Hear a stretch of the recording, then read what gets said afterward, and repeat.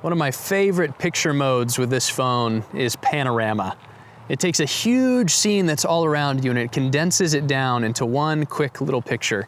That's kind of like what the book of Ephesians does. The book of Ephesians is like a panorama of the gospel. After Paul explodes with praise in chapter 1, he's led to pray for the Ephesians. And this is what he prays for them.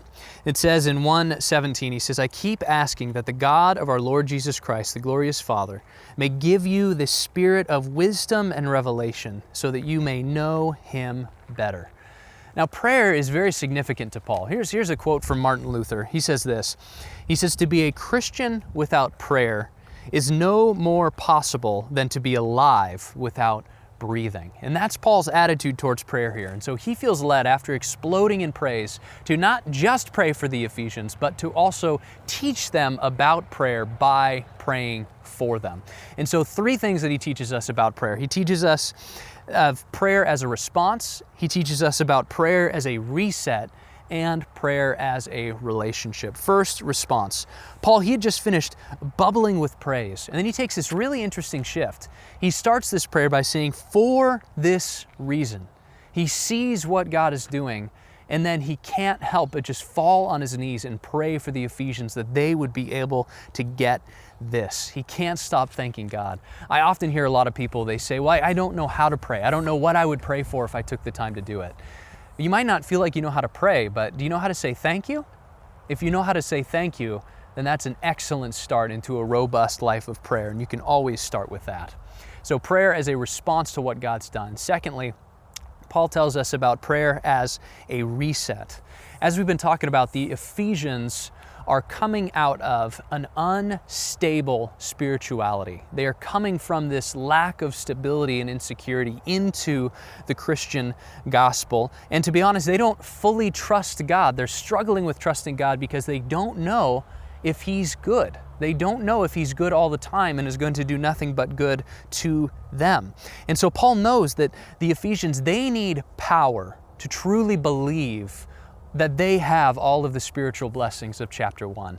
And so Paul prays that they would have this spirit of wisdom and revelation. And here's what he's saying. He's saying that prayer is the hammer that drives the nail of truth deep down into our hearts. And that's as true for us as it was for the Ephesians thousands of years ago. We need power to grasp what God is doing and what God has given us. When it comes to prayer, at this moment in human history, we live at one of the most difficult times to cultivate a robust culture of prayer in our own lives. And the reason for that is because of our modern society, we have an almost endless appetite for distraction. And so Paul is talking about the importance of stillness. He's talking about the importance of peace and meditation and prayer in the midst of this. And right now, during COVID-19, this is a time when so many of the normal distractions are stripped away. And so it's an excellent time to really press into the Lord for prayer. The more you pray, the less you panic. The more you worship, the less you worry. You'll feel more patient and less pressured. That's what Rick Warren says about prayer. And I would encourage you to pray with the spirit of thankfulness as well and watch the anxiety melt away as God infuses you with His peace. And then thirdly and finally, prayer is about relationship. It's not just giving God a list of to-dos. It's not just airing our dirty laundry for Him, but it's a way to enter into relationship with Him. Ephesus is a place that had a lot of problems. They had an incredibly unstable and corrupt government.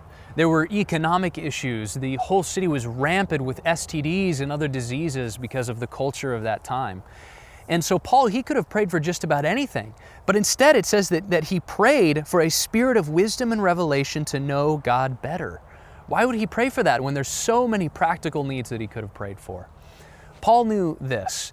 When it says that he wants the Ephesians to know God better, he's not just talking about head knowledge, but that word refers to a deep awareness of God, a deep awareness of who He is. And so John Calvin, he described prayer as crawling up onto the lap of God. It's like hugging your papa.